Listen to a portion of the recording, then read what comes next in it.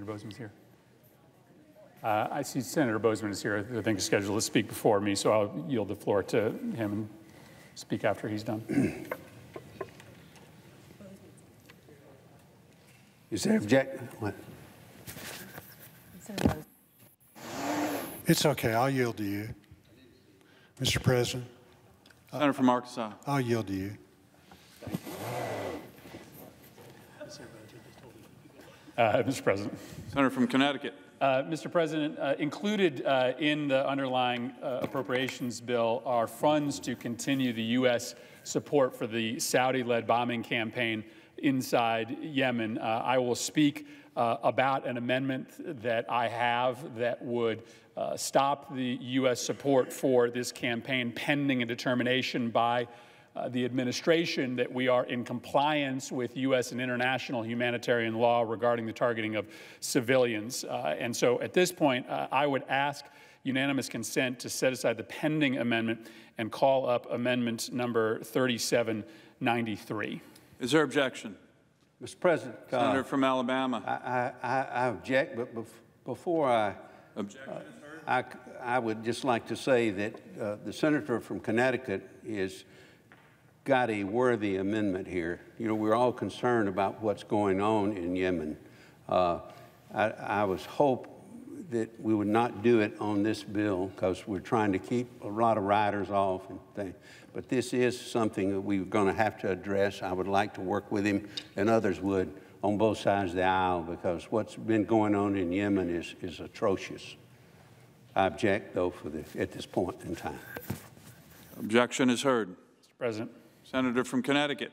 Thank you, Mr. President. I'm, of course, disappointed by the chairman's objection, but I take his commitment to work on this issue to heart. I look forward to doing that.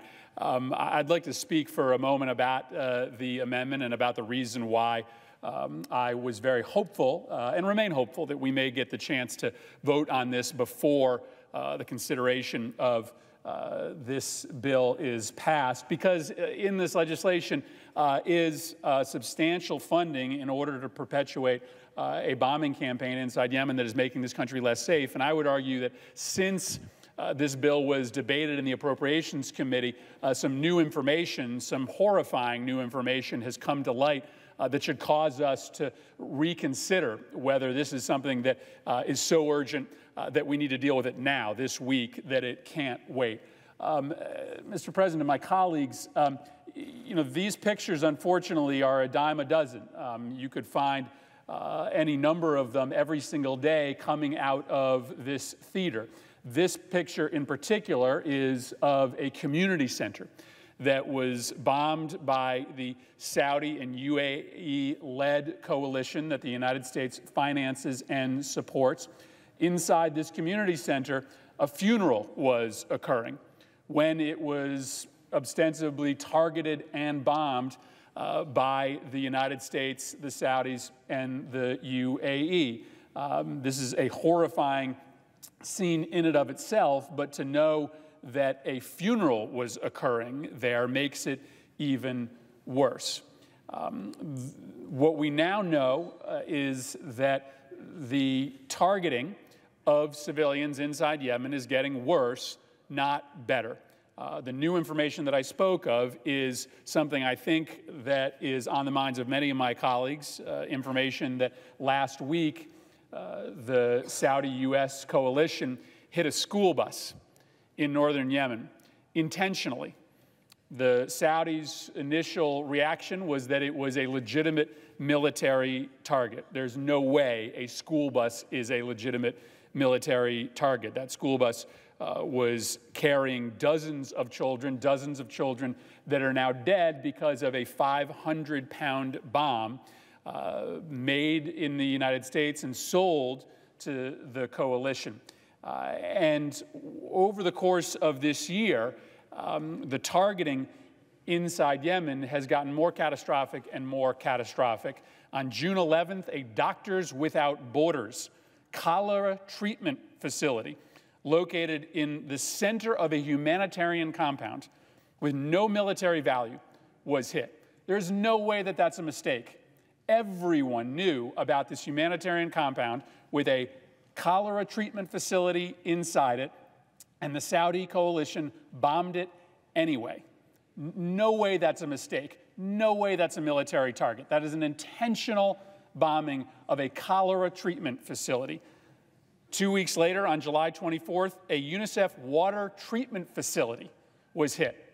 I'll talk a little bit about the cholera epidemic in Yemen in a moment, but the reason that there is a cholera epidemic, the biggest in recorded history, is because of these water treatment facilities, which are being taken down by the Saudi-led coalition. Another one hit on the 24th. The 28th, a water main supply is hit for Yemen's most important port city. And then on August 9th, as I mentioned, the school bus full of children. Kids 6 years old to 11-year-olds, 44 children died. Many more were left without arms, legs, or other injuries. There was a video and photos of the wreckage, and the coalition initially denied that there were any children on the bus, and they still claim that it was a legitimate military target. The United States is a key player in this bombing campaign. The United States has personnel that sits in the targeting center when decisions are made as to what sites on the ground will be bombed. The United States pays to put planes in the air to refuel the fighter jets flown by the Saudis and the Emiratis. And the United States sells the coalition the bombs that are used. We, in fact, have authorized, I've taken votes on in this Congress, several sales of precision-guided missiles. We sell them PGMs because we believe that they will make fewer mistakes. And that probably is right. They are probably making fewer mistakes with the PGMs. The problem is their targets are school buses, funerals, water treatment facilities, and water mains. They can more effectively hit their civilian targets with the bombs that we are selling. And so my amendment, which was objected to, would simply say that we should not continue to fund this bombing campaign until we have a certification from the administration that the campaign comports with international and U.S. humanitarian laws that the United States has signed on to. These laws effectively say that bombing campaigns such as this need to be proportional to the threat, but most importantly, that they need to refrain from targeting civilian populations. At some point, we need to believe our eyes rather than the reports we get from the administration that the targeting is getting better, and that without the United States in these targeting centers, without the PGMs, without the refueling missions, that the targeting would be worse, that the civilian casualties would be worse. It is hard to imagine it being any worse than it is today. It is hard to imagine anything worse than school buses and water treatment facilities and cholera treatment centers being targeted by this coalition. And so at some point we have to believe what we are seeing rather than what we are being told by the administration.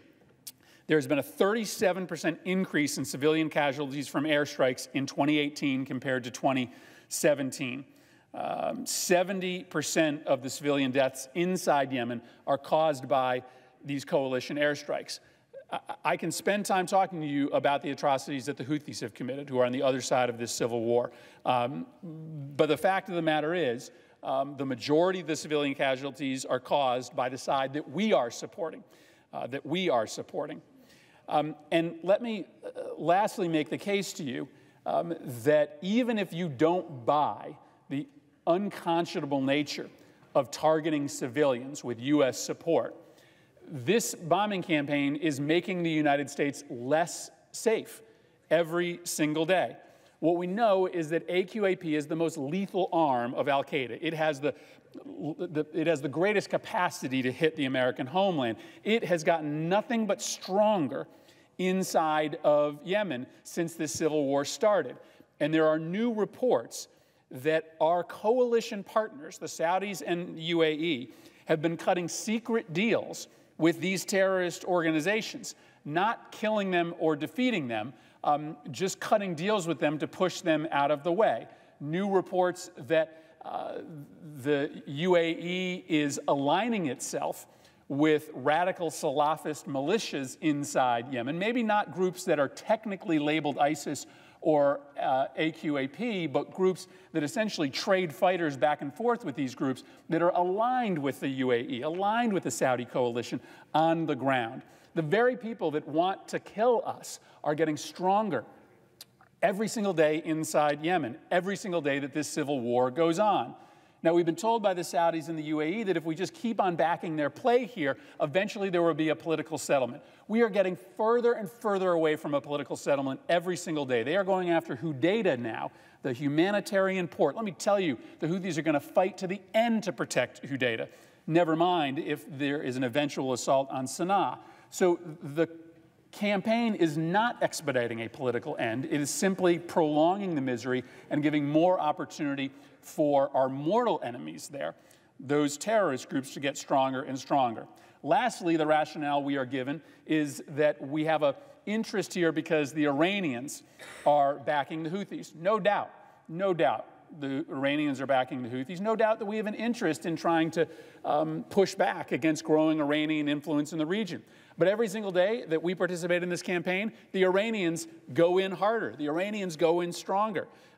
The military campaign, which postpones the political settlement, is just making the Iranian presence in Yemen worse. They now have more advanced weapons than ever before inside Yemen, including short-range ballistic missiles, because they are readying to defend Hudaydah. They are readying to defend Sana'a. Just remember that when things like this happen, it's not that the Yemenis who survive blame the Saudis or the Emiratis. They blame the United States. The world blames the United States. We are radicaling a generation of Yemeni children against us, and that will have implications for U.S. national security for years to come. 22 million people inside Yemen today require humanitarian assistance. 75% of the country cannot live without humanitarian assistance. 8 million people are on the brink of starvation, meaning they get one meal a day.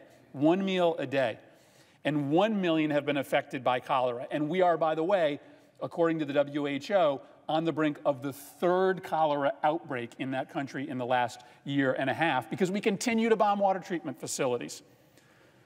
The bombing, the humanitarian catastrophe, it just shouldn't be on our conscience as a nation to be part of something like this, but it is making our country less safe every single day. Every single day that we continue this unchecked, unconditional support for the Saudi-led bombing campaign, we're making Iran stronger in the region, we are postponing a political settlement, and we are radicalizing Yemenis against us, driving them to AQAP, driving them to ISIS. I am going to continue to try to convince my colleagues to allow us to take a vote on this amendment. Again, I just reiterate what this amendment says. It actually doesn't cut off support for this campaign. If I were king, I would cut off American support for this bombing campaign. I would. But I understand that that's not where all of my colleagues are, and so I'm offering an amendment to say simply that we should require the administration to certify that civilians aren't intentionally getting targeted in contravention of U.S. law before we continue to support this funding. I really do think that if we took a vote on this, we would get the majority of the body to support the idea that a certification that that civilians are not being targeted is a worthwhile precondition to continuing funding for this brutal military campaign. I will continue to press this. I appreciate the support that I've gotten from many Republicans. A growing number of Republicans are supporting the idea that as the facts change, we need to change our approach here. And I will just finally note, before I wrap up here, that we had come together on an amendment to the authorization bill that we thought moved the ball forward here. We did actually, in the authorization bill, require that the administration make some of these basic certifications before continuing to fund the refueling missions. In the president's signing statement, he effectively told us that he would ignore that section of the authorization bill because he did not think it was in the authorizing power of the United States Congress to put those conditions on the refueling missions. I disagree. I think that is clearly within our authorizing power. But there is no way the president can object or the administration can object to conditions on appropriations, because appropriations is unequivocally in the power of the United States Congress. And so given the fact that we all came together on these conditions under the leadership of Senator Reid and Senator Corker and Senator Shaheen, amongst others, this is simply reiterating what we did on the authorizing bill in the appropriating bill to make sure that we are doing our due diligence as the United States Congress to make sure that this kind of horror isn't undertaken unnecessarily with U.S. funds. I yield the floor.